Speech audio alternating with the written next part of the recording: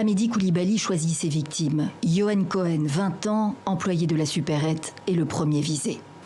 Et alors il nous a dit, vous voulez que j'achève? Je peux. Vous voulez que j'achève? Je peux. Alors la dame et moi on a dit, ben non. Bon, il est parti. Les 3 terroristes sont morts lors des assauts du 9 janvier 2015 par les forces de l'ordre. Ce ne sont donc pas eux qui seront jugés par la cour d'assises spécialement constituée, mais 14 personnes soupçonnées d'avoir été des complices à des degrés divers. Il est important parce qu'il permet de comprendre la production de la violence. Il permet de comprendre le milieu qui a entouré et qui a nourri les tueurs. Il permet de comprendre aussi la division entre ceux qui exécutent, on les connaît, les frères Kouachi, Amédi Coulibaly, et ceux qui conçoivent ce type d'opération. La France a décidé de consacrer, de créer donc, d'annoncer le 1er septembre par le général Gouraud la création du Grand Liban.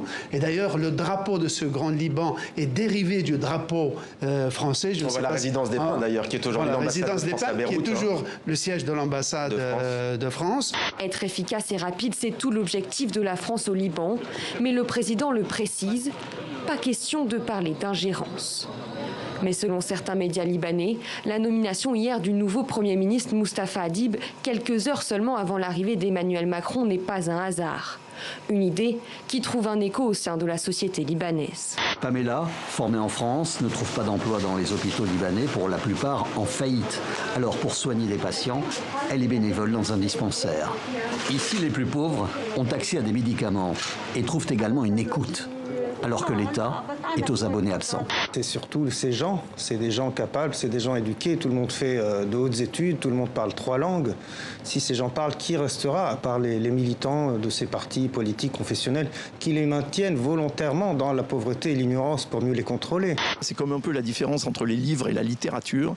Il y a le cinéma, on va dire, de divertissement, et puis parfois, vous êtes vraiment dans le cinéma. Moi, c'est pire que ça. Moi, je pense ma vie comme un film. Ouais, carrément. Ouais, voilà, quand je vous parlais de déformation par demi, j'en suis arrivée là. J'ai envie que tout soit cinéma tout le temps.